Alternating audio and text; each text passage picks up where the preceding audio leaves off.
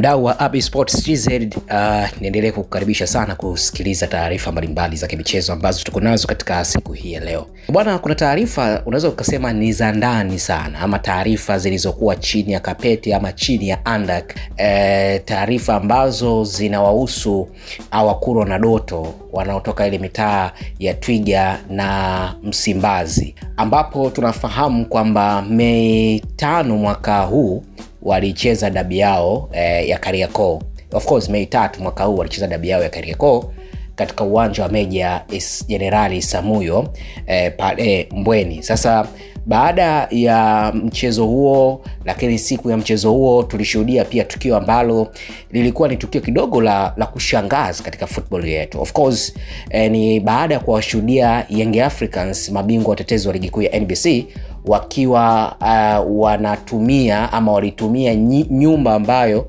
ilikuwa nje ya uwanja wa Meja Jenerali Isamuhyo. Kwamba wakaliita jumba la maajabu, na tuliona matokeo yake baadaye. Yaliyotokea ni kwamba walipigwa faini ya kiasi cha shilingi milioni 30 kutoka kwenye kamati ya uendeshaji ya bodi ya ligi kuu. Kwa hiyo tulishuhudia, na miongoni mwa yale ambayo inaonekana pengine kwa nini walienda kutumia, of course siku zote zinapochezwa mechi hizi kubwa, hususan Yanga na Simba, kunakuwa na imani pia potofu, imani za kishirikina pengine unaweza kusema hivyo, zinazokuwa nje ya uwanja. Yani attention ya game haiwi tu ndani ya pitch, attention ya game inakuwa mpaka nje ya pitch. Kwa hiyo kulikuwa kumezungumzwa mambo mengi, kukaonekana kama Yanga walivunja sheria na taratibu za kwenye mpira wetu. Kwa nini timu ina sehemu ya kubadilishia nguo, yani kwa maana dressing room za uwanjani?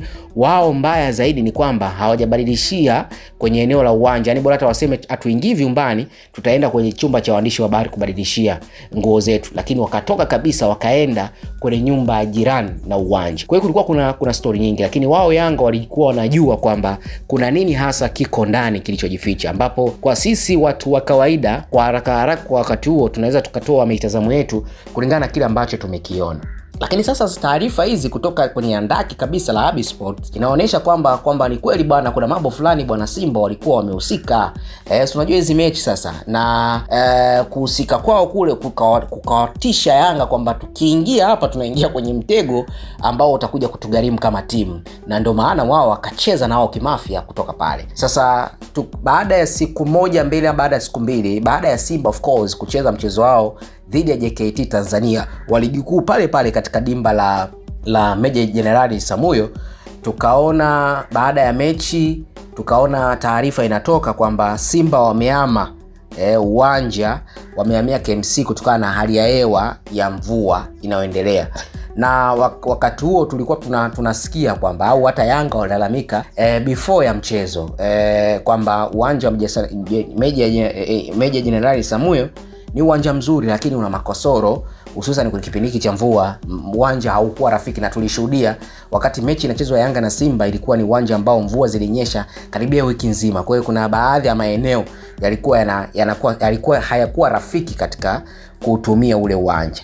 Sasa na ndipo sasa zikapatikana credit kwamba Yanga walisema, lakini kumbe sisi tulijua kwamba ni kweli labda uwanja ndio na shida, lakini kwamba hizi taarifa inaonekana kama hao kumbe jamaa hawa Simba kuna mambo yao waliyafanya na bwana watu wenye uwanja wakaona ni kweli. Mwisho wa siku kwamba jamani, ndugu zangu, nendeni bwana mkatafute pitch nyingine ya kutumia. Kwa hapa sisi naomba mtuachie.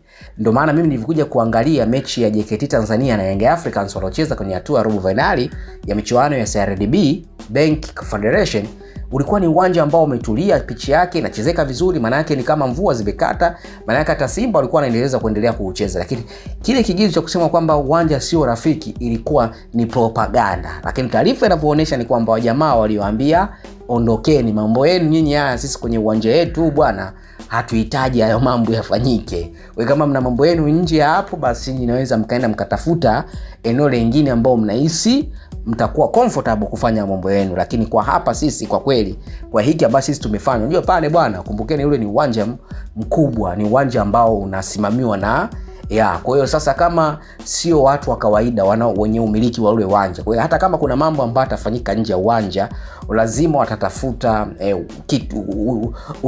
watatafuta chanzo kwa nini kifanyike hivi. Maana yake wao wenyewe hawezi kuacha kirahisi kwa sababu ni uwanja ambao wameutumia gharama mpaka sasa hivi kuutengeneza na wanaendelea kuukarabati. Kwa maana yake watahitaji teams zinapokuja kutumia pale, kila timu iwe comfortable kuutumia ule uwanja bila kuwa na excuse yoyote.